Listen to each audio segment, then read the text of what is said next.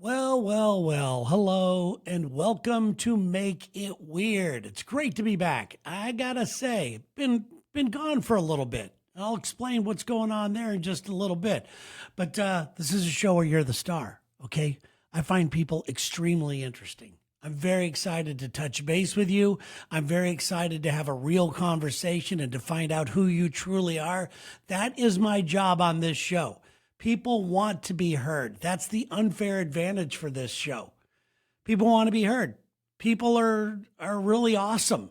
And we're here to prove that right now. There's only a couple rules to this show. No small talk. None whatsoever. I'm just going to ask you your name. You're going to call the number that I'm about to put up on the screen, and then we're going to get into it. It's a question designed to go deep right away, and then we just talk to each other. Can't wait to find out about you guys. So let's get ready right now for a little bit of Make It Weird. Hello? Who's this? Hello, this is Tyler. What about you is original? Ooh, that's a tough one. I know. I love the pause. By the way, I love the dead air between the call. That is the goal right there for me anywhere, to make it just a little uncomfortable. And it is a thing.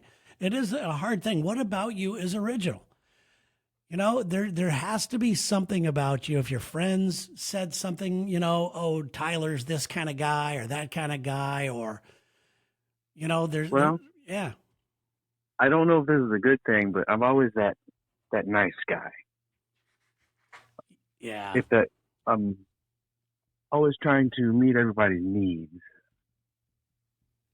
If that makes sense. Like No, it does make sense. I shoot for the same thing.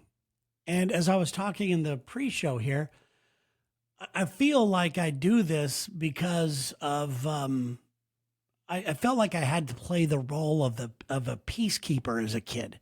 right. When the family's arguing, or brothers or sisters or friends. I mean, it happens on my regular radio show. If there's an argument, I feel like, even if I started I feel like I got to step in and try to smooth things over. Is that what happened to you as well? Yeah, that's kind of how I was feeling. What was it about your childhood that you think? And I don't want to. I'm never one of those guys. Oh, I don't want to blame my childhood on everything, but I do think it shapes who we are sometimes, for the better or the worse, and it's up for us to decide to keep those qualities, whether they're good or bad, in our life or not. Right. So, what about it? What do you think happened where you always feel like you need to be the guy, the helper guy? Well, I always feel like my parents, they separated when I was in middle school. Yeah. So I had a younger sister. And I always felt like she struggled and I had to be that one. Like they weren't there and I feel like I had to pick it up. Yeah, it's weird because I grew up. My parents were married for a long time, and when they both died, they were still married. But we moved from Santa Ana, California to Mission Viejo, California. When I moved to Mission Viejo, we moved in these little condo things. So there were a few kids around. There weren't a lot of kids to play with, but Right. there were a few kids my age. But I noticed that, and this is the first time I'd ever met kids that came from a broken family, and they had a single parent, or they were divorced. I'd never even heard of that stuff. I didn't know Right. what that was about. And these kids, even when I was their age and young, I was able to pick up on that there was a certain amount of anger to them. There's a certain amount of sadness in their eyes. And even though my parents didn't get along, I don't think that I had to deal with that final reality of that. Right. Did you pick up on any of that? Did you feel that you were angry or sad because your parents got a divorce? How did that affect you? I felt like it was my fault, which I Really? know I should never say that. It probably I was. was trying, I always wanted to be the best, like I know you got to be, their lives I know they struggled Yeah. and I felt like I was a burden. I was wanting to be struggled in school. I tried so hard and I don't know, I know it wasn't me. It was them. but I don't know. It's hard to express than I thought it would be, but if that makes sense. Yeah, it makes sense. But are you able to let go of that and realize now that it wasn't your fault? Have you been one of those people that's been able to overcome that? Yes. Good, good. Because there's so many people that hang on to that. I mean, I'm in my 60s and Right. I'm still feeling like, I'm affected by certain things that happened so many years ago when I realized that none of that stuff matters. I'm definitely not the same person I was when I was a little kid as I am now. Right. Well, And I noticed my father. He's still the same way he was when I was younger. So I know it's just how he was or how he is. So it wasn't necessarily me. yeah, if you could change anything about your childhood, would you? Do you think it would have been better if they stayed together, or what? Let me flip the question, because this is what I But do to myself all the time. What positive came out of that?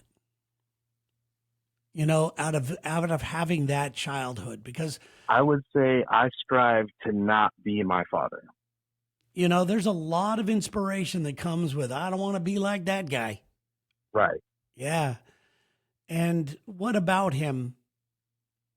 Well, through my childhood, it was Oh man. drugs and strippers. Sounds like a good night. Right. My mother, she picked up made the dinners, did the homework while he was gone. So it's like, I do not want to be like that. I want to be family oriented. I want to be the man. Is he still in your life right now? Is he still alive? Yes, he is, but he just phone call, few months goes by, another phone call. That's about how it is. Yeah, I have a lot of that in my life, and I still use that today. It's like I do a lot of my motivation, like, oh, I don't want to end up like that guy. I better start eating right. I better start doing this or that or treating people better. And there's a lot of motivation that could come out from watching somebody just do everything completely wrong. Right. And I mean, for me, I know that my dad, and I've talked about it before, being in a wheelchair, and my parents were so much older than all of my friends' parents. My mom was like 45 when she had me. All of my friends, their parents were in their 20s and 30s. Yeah. And so I was always kind of embarrassed that because people go, "Is that your grandma?" No, it's my mom. Right. But I would always get some sort of, I learned not that long ago to not feel bad. Hang on a second. Someone's trying to call. I learned not that long ago to not feel bad about things like this because or to feel like, boy, I didn't have a normal childhood. Let's be honest. None of us had a normal childhood. Yours, was it Right. normal? You had a stripper and drug dad. I had a dad who was, going through his own things. They are humans. They are going to go through things. Right. But I believe that because I had a dad that needed help around the house, because I saw my mom struggling, because they had no money, I believe that I got a certain amount of compassion, which I like about me, a certain amount of my compassion and wanting to help others because of that. Okay. Yeah. There's just a silver lining in all of that stuff. So have you been able to make your life better by not being like him? I would say I have, yes. That's good. That's good. So what do Um, you go ahead? so like, I have a baby mother, a son that's biologically not mine. I've stepped up because I wanted to be that father. Hmm. I feel like that led into that. Yeah, how I knew tough he is wasn't. how tough is What's that? that? What type of, because there's a lot of guys that do this or are in that same situation. How, what type of advice would you give them to to make this a positive? You do it for the child. It's all for them. That's all. I mean, You're a selfless guy. right. Yeah. I mean, what a great quality. Do you feel that people kind of take advantage of you sometimes because of it? I do, and that's why I kind of feel like I was the nice guy, like I said in the beginning. Yeah. And sometimes I hate it. I want to say no or Yeah. set up those boundaries. Yeah, there's all these memes out there, and I have a friend that I've talked about it before that, no is a complete sentence. And I really think that no is probably the most powerful thing we could say. Right. And I know that I should say no more often. The problem is, and I'm sure that you probably have the same with you, is that when I say no, people know that if they press me and if they just keep at it, then I'll eventually come around and say yes because I don't want to disappoint people. Right. And then I And feel sometimes that's why I just say yes. yeah, and then you end up feeling really bad about yourself, don't you? You feel like you're just a weakling. Right. How can we overcome that, man? That's a tough one. Yeah, I mean, I think probably just practicing saying no more. Getting used to it. Yeah. Right. What do you remember one of the last things that you said yes to that you really didn't want to do? For me, it's almost everything. Offhand, I can't. Yeah, it happens. Listen, I get it because these little things that you let people get over on you, and it does feel like you're letting people get over on you. I know exactly where you're coming from, Tyler. And I just know that these little things, it could be, I don't want to do that today, or I don't want to go at 5. Can we make it 7? And you don't even get the little victories. You don't even get the Right. little victories. The little things just add up to one day. I don't know. I just know that I have a big blow up ahead of me somewhere down the line. Do you feel that way, or have you blown up because of it? You know, I have, and it makes me feel worse. Yeah, I get it. And then there's no explanation to these people because they're so used to you being the consistent, I'll be there guy for you. And you could still be that person. You could still be the person to stand up and I'll be there if you need a ride. I'll be there if you're in the hospital. I'll be there if you need an extra $20. I'll be there to tell you I love you or to inspire you or to push you in a good direction or whatever. You could still be that person and be strong enough to, and I hate this word. I hate talking about setting boundaries. That seems to be the woo-woo thing to say. But I don't have Right. any other way to word it. You just being true to yourself, and so you have people in your life that you have to say no to, and this is one of the things that I've been trying to do. I've been trying to communicate more to Sherry when this happens, saying, "Listen, I'm really tired. I have had a lot going on today. I don't want to make plans this weekend.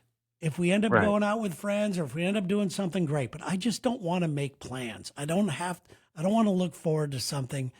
And then I'll say, could we just try to do that? And if I say it like that, I usually, it's my way of saying no without saying no. Cause I'm a pussy, Man. Well, we're in this together, buddy. Well, I appreciate you taking my call. No, and anything else you wanted to talk about or mention? No, I do listen frequently, so I do plan to call again. Please do. Please do. I appreciate it. All right. Thank you. Thank you, Tyler. Hi, what's your name? Daren Livingston. Who's the one person you trust the least? Pretty much anybody. No, the one person I trust the least is probably my ex-wife. Has that made you don't have to get into specifics, but what happened there to make you trust? I mean, what she did must have been a doozy because you don't trust a lot of people, and rightfully so. I bet if we took a poll of everybody who's listening to this show right now, most people would say they don't trust people as much anymore. No, it's a hard world to trust people anymore. I mean, there's just so many sickos out there. Yeah, it's sad. I've had boy, This is what I hate about live stuff right now, because I'm going to say something that I probably shouldn't say because some people will take it wrong. But Mm. I've had to recently, as much as I love these certain people and things like that, I've had to kind of keep people at an arm's length because I have lost trust in them, and they have also lost trust in me. I realize that because of gossiping and things like that. And, Yeah. And it's not a good feeling, but at the same time, like the previous caller, it's also kind of empowering. You know, like, I don't trust you for a reason. You're gonna have to prove yourself a little bit. But what did the ex-wife do that was so bad? Well, we was married for 20 some years. She ended up leaving me and my kids for a heroin addict, and she just couldn't quit using. And when we was together, I seen her start using, and I tried to get her help, and she just wanted the drugs more than she wanted the help. The kids had hope in her to coming back, but it just never happened. And then 2 years ago, she ended up walking into the Ohio River and taking her life. Oh. Thanks for this uplifting story. I asked, though, didn't I? Yeah, you did. Yeah, I'm also a couple of days ago. Your thing about your sister passing. yes. I'm the one who messaged and said, "I'm sorry. I've got stage 4 cancer. I've got a colostomy bag because I've lost my large intestines. Yes. My back's broken 4 places, and I've done everything I can to take care of my kids and do what's best for them, and live life to its fullest." Yeah, I first of all, I know this really doesn't mean a lot, but I'm so sorry. I know, and I've seen a lot of this stuff happen personally with my sister. My brother-in-law has cancer. One of my best friends who's in the hospital right now, he just got he has stage 4 colon cancer, which is what my sister passed from. I've got somebody else with blood cancer. I've got somebody I know that we love dealing with breast cancer. It's crazy. It is crazy, and it pisses me off. It pisses me off. Yeah, it does. How do you deal with it day to day? I got 4 grandsons, and I've got 3 kids, and I pull through for them. They're my rock. Yeah. That's what keeps me going. I've been doing this for a little over 2.5 years now. Wow. I can't really eat anything solid. I have to eat like mashed potatoes and gravy and stuff like that because my esophagus is just so damaged from the cancer and the radiation and everything I've been through. Food gets caught, and I have to force myself to throw up just to get the food unlodged. And it makes it rough sometimes, but yeah, I'm supposed to see a specialist in November, and hopefully they can do something about my esophagus and make it to where I can start eating again. But like I said, I just keep on going through. Are you somebody of faith? Me and God are not on speaking terms at the time. You know what? I understand that 100%. Yeah, he's kind of upset me in the last couple of years. I lost my dad 2 years ago on my mom's birthday, and he was one of the most religious men I ever known. He was the deacon of church, went to church regularly, loved God, and God took him on my mom's birthday. Yeah.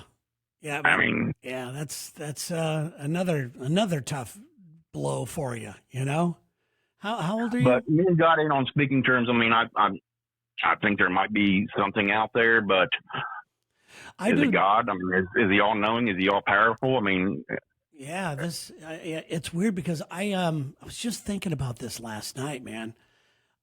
In doing this challenge that I'm doing for myself to do YouTube live every day until the end of the year. One of the things that I wanted to do is this thing that I've tried to do once before called Smirch, and I'm going to do it on Sunday. And I'm going to talk about my relationship or lack thereof or what I want it to be with God.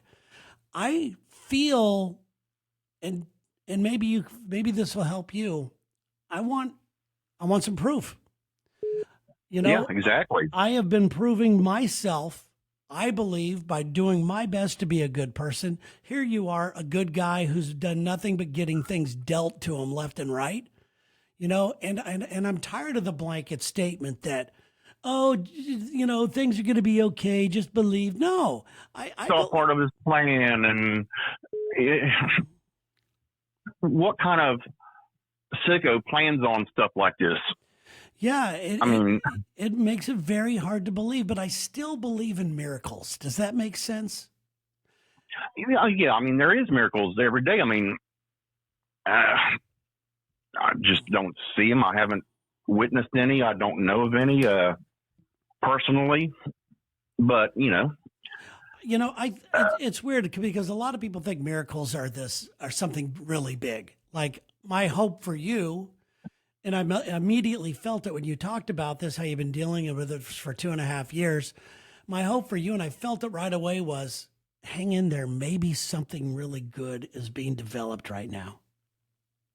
I'm hoping so. I could certainly use some good luck every once in a while, I mean, I do know you need to keep a positive attitude, especially with what you're going through and in everyday life. You have to. In everyday life. But when it comes to spirituality and God, I'm pissed. I'm pissed right now. And I want to have a relationship, but I've kind of knocked God down a couple levels to my level. And I'm going to start from there. And I'm going to start this on Sunday. I'm going to start right from there and try to have a relationship. But I want both of us to keep each other accountable, Yeah. Well, I was raised in church. Like I said, my dad was the deacon of the church, and he played piano in church. And, we went every Sunday, every Wednesday. If they had a revival, we went the whole week. I mean, I was raised in church, so, Yeah. Well, what's the future for you right now? Where's your head? What are you really thinking? I'm just living day by day, doing the best I can, helping my kids when I can, when they need help, and spending time with my grandkids. Well, even though we just talked about we don't have a lot of faith, it doesn't mean I don't pray.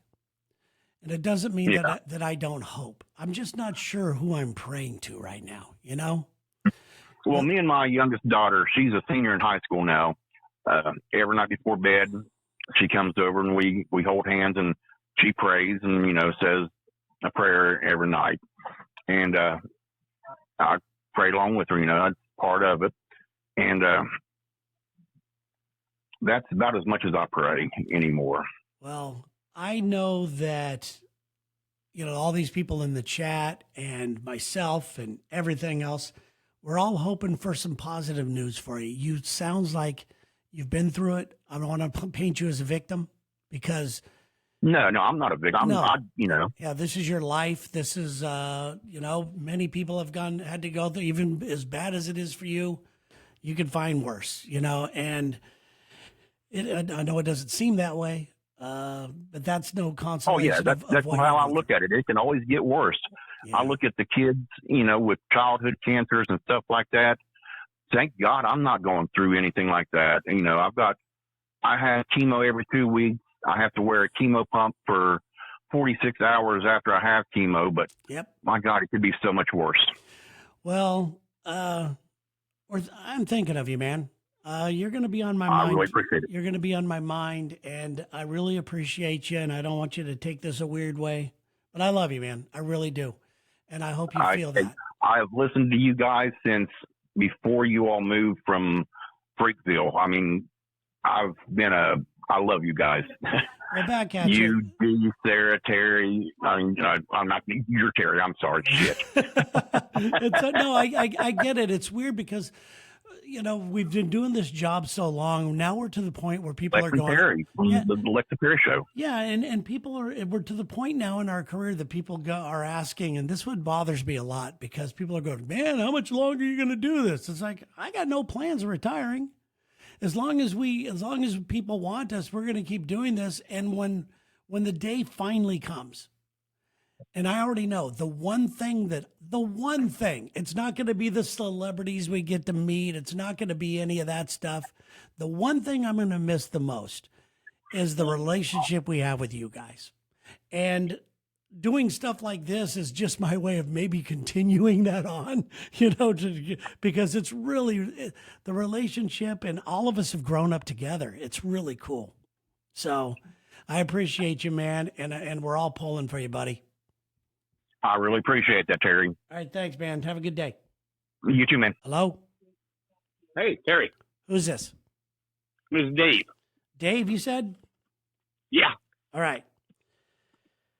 Okay. I just tuned in, and, I don't know how far in I'm watching it on YouTube, but you just missed the phone call, which was probably me. It didn't go through or whatever. Probably, yeah. Listen, I'm really bad at this, okay? Let's just put it all out right. there. Let's just put it out there. I've been listening to you for 35 years. I understand how you work.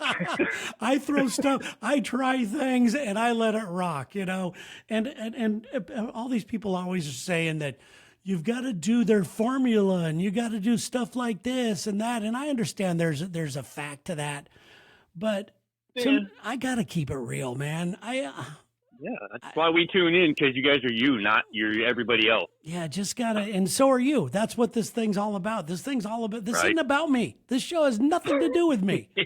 And I just came home from work, made dinner, sat down, turned on YouTube, and the first thing that was up there in the top left to choose from is Terry James Live, and I was like, oh, what the hell? I'll do that while I'm listening. I'll listen to that while I'm eating something here. And I appreciate it. You were like, hey, somebody want to call in? I'm like, what the hell? I haven't talked to him, and I've been in your studio when y'all were in Jack's. You'd remember me probably. I'm sure I would. Because the last time I talked to you all guys, like 15, 20 years ago, you were like, yeah, we remember you coming in. Tall guy, was in the Navy. I came in with a Fred Taylor $300 jersey on. You guys interviewed Charlie Daniels that day. Oh, and you invited me into the studio because I came in to get you to autograph your Brown album CDs. Yeah. Those fun days, man. Fun days, and I'm sure I would still remember. Listen to those CDs. Yeah, do you really? I don't even. Yes, I don't even have them. Dee sent me a CD of our Brown album, which, by the way, for those of you who don't know, it's comedy gold. Okay, the Brown There's album. a lot of tooting on there. The Brown album is just a combination of I don't know how many. 100 different farts, 100 different farts that we did on the air, and we gave them names. That's all. And I was like, how did they name that? And then you listen to one and go, okay, that name is appropriate.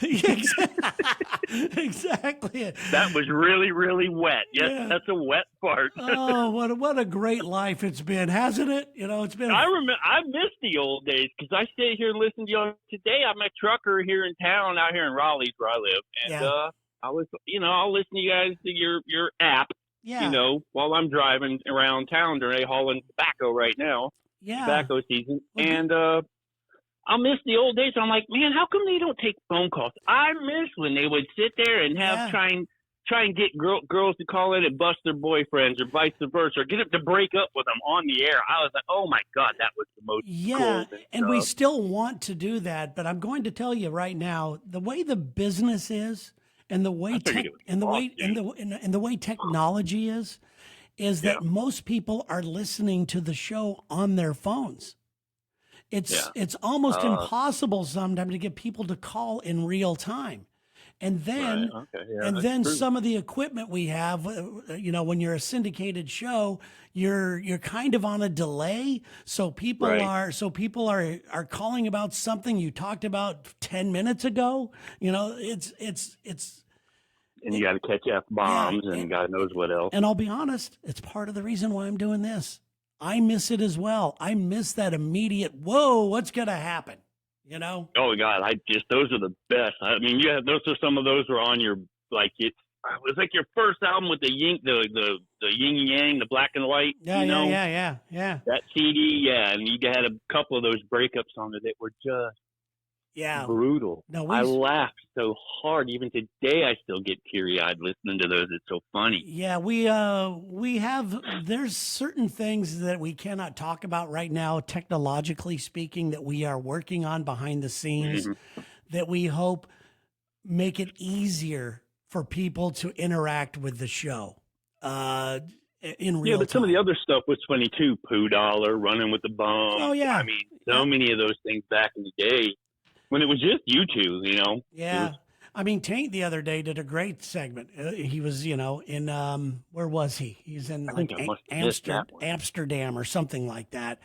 And he was. I've been there from the Navy. I probably should go try and find that episode. It was very funny. I mean, we still have our moments, but it is due, and I'm not making up excuses, just due to budgets. And we used to have teams of people. If we came up with an idea, because that's my job, is to come up with ideas, and to make people talk. And I gotta say, pretty good at it, but it is sorry, I'm trying to take this number away because people are going to keep trying to call, but there we go. But most of our job is to push the buttons and to make things happen. But back in, every radio station now is running on a ghost team, just because of podcasting and everything else. Right. And times have changed a lot. Yeah. I'm just a little younger than you guys. Yeah. I mean, we would be able to sit there and go, hey, listen, do you remember when we did, what was that show? Like Survivor, and we had people living in a trailer together? Yeah, I do remember that now that you mention it. Yeah. I wouldn't have thought of it until you said it. I'm going, oh, yeah. That's just an example of an idea comes to mind. Then you go down to your program director and you say, hey, how could we do this? And then he says, I'm on it. Then he contacts the promotion department. He contacts the sales team. He contacts to get sponsors. And then all this money comes in to where you could pull off all these grandiose ideas. And stations. That's funny because on my side of it, I'm going, you don't realize that stuff. Yeah, and think you guys make it up and do it. Oh no, it takes an entire. Well, you do. You make it up, and then other people help you bring your vision to life. Yeah, because I'm sure you still got lawyers who have to go, well, that won't get you in trouble, but that will. Yeah, we have those, but we also have, our back against the wall, and it's not just us. I look at us that we are so lucky, because how many radio shows do you know that are no longer doing this? And we've been. I don't know. I never listened to any other ones. I really haven't my whole life. Good answer.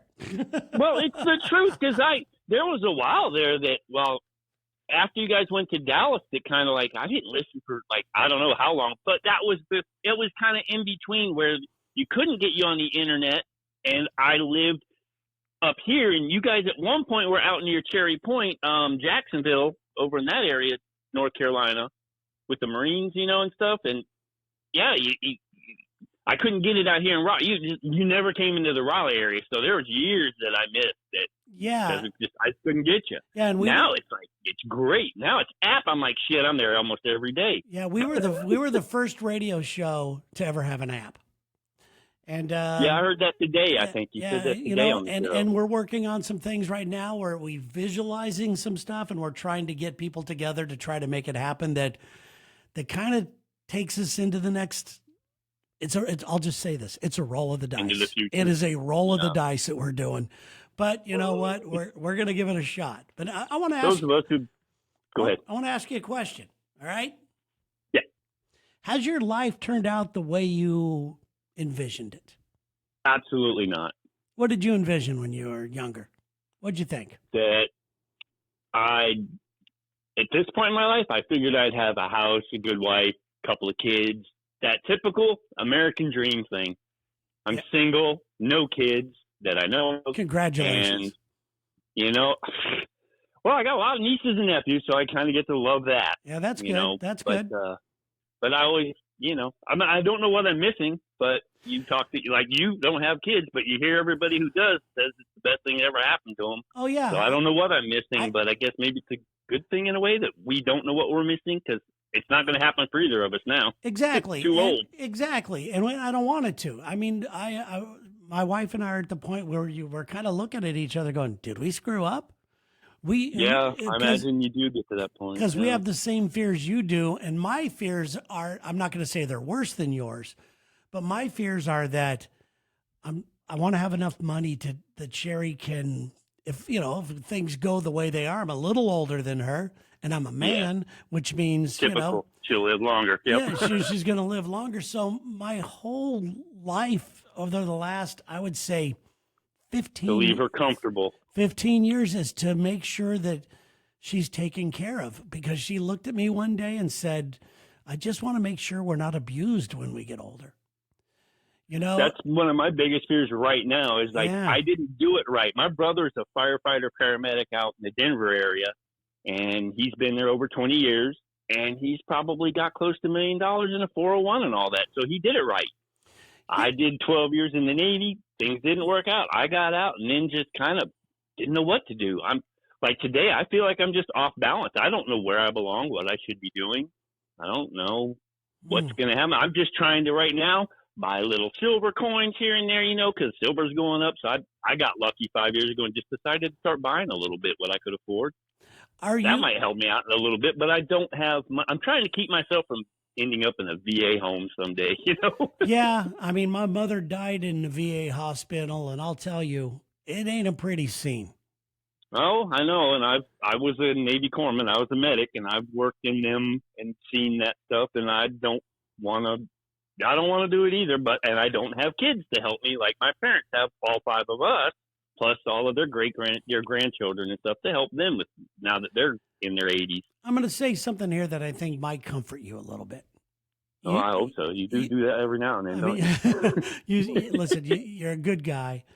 And I have a friend right now who I kind of talked about earlier when we were doing this whole cancer talk, and he's really battling. He's really, really, really battling. Yeah, sorry about your sister too, by the way. I heard about that the other day. Thank you. And this guy's in his 50s, mid to upper 50s. I think he's like 57, 58 years old. 56. And he has no children, never been married. And he's going through this. And he is alone. And he had a real nice job that luckily gave him some benefits, things like that. But the people that love you, they step up. They step up. And this guy, when he went down for the first time, I have never seen so many beautiful souls rush to this guy and be there for him, because he's there for them. It has nothing to do with your kids. There's no guarantee they would have some pent up anger about you. There's some shitty kids out there. Yeah, but the people that you're there for, the people's birthdays that you go to, the people that you celebrate with and congratulate and truly want them to have a beautiful, successful life, and you let them know that you're so happy for them. That's the type of stuff that makes a real connection. It doesn't have to be a family. But I got a few friends that are. I don't have very many friends, and I guess it's just the way life dealt it. Yeah, I don't have a lot either. Some from back in the Navy days, but I probably got like 3 or 4 that I hope come to a funeral one day. I always feel bad. I wonder if I'll have any show up. Yeah. My brothers and sisters and family, immediate family. But beyond that, I hope I got a few friends that are still around or whatever that show up. Yeah, I mean, at least you're laughing at it. At that point, who gives a shit, Well, once you're dead, it don't matter, but you still wonder, Yeah, I mean, it'd be nice to think of like when you've seen, like just out of the blue, like the Charlie Kirk funeral, when you see 10 miles of freaking cars behind you, you're going, wow, that's pretty cool. It'd be kind of neat to have that, you know? Yeah. Do you think of legacy a lot? Obviously you do. I don't.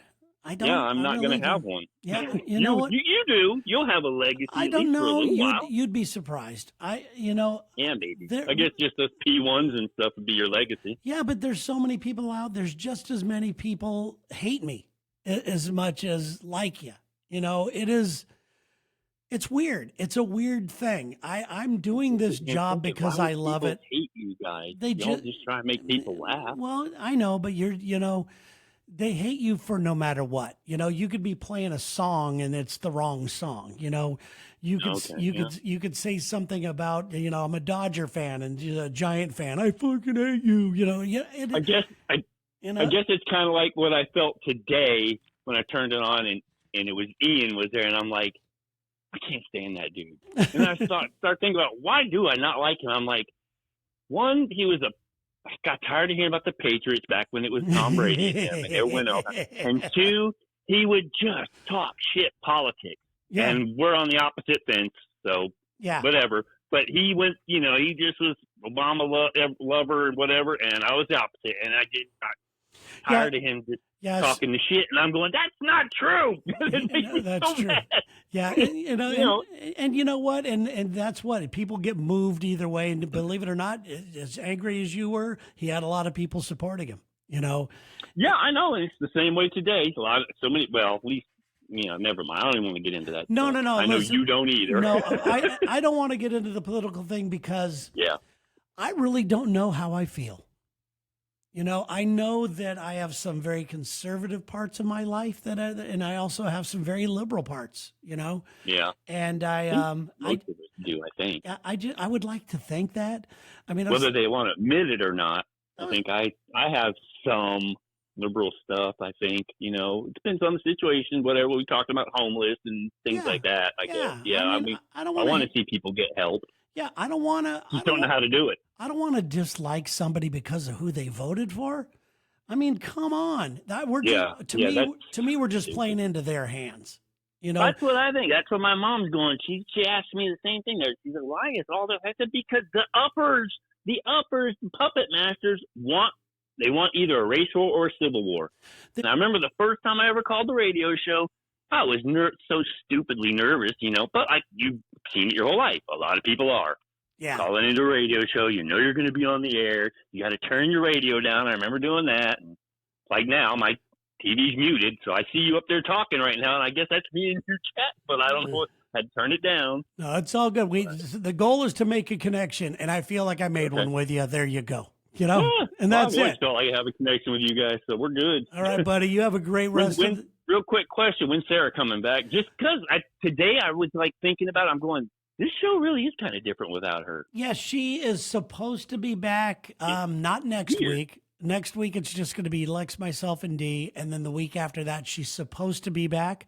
So we'll see. She's training for another job that she's getting that apparently is going to fill up her weekends. But she's had to train for this job. We'll see how it all goes. I mean, it's Sarah. You know, but I'm used to it being Lex and Terry, and now that I've been listening to it with Sarah for so long, and now she's not there today, you know, this week, I'm going, this is just different. It's so weird. Sometimes different is good, and sometimes it makes you get used to stuff. Well, Dave, thanks for the call, man. I appreciate you, buddy. All right. Have a good night. Thank you, man. And thank you guys so much for being a part of it. Thanks for streaming it. Thanks for sharing it. The edited version of this will be up as I do my daily challenge of going live on YouTube every single day. Tomorrow's live is going to happen. I don't know exactly what time. It'll be later in the day, but Gang of Two is coming back. And we're going to do it in a different thing, and it's only going to be on YouTube. So subscribe to the YouTube channel, please. And we are taking the juiciest of the juicy emails that we get that need some sort of relationship advice or advice about something like that. We're going to read it right out of the box. Sherry and I are going to be live on camera. We're going to read it out of the box, give our little 2 cents, joke around a little bit, and then move on. So that's what's also going to be happening later on this week. I'm looking at my schedule. That's going to be that day then on... was it Friday? Is that Friday? I'm trying to think. I don't know. Anyway, I got a lot of different things. I'm going to do some Smirch on Sunday. I'm going to how to deal with haters is a thing. I think I've come up with a couple ideas of how to get with that. And some really fun things, some really cool things that I'm going to be doing online. So please subscribe. I appreciate it as I just try to learn how this whole thing goes down. All right, guys, have a great day. We will talk to you later. Be safe. Bye-bye.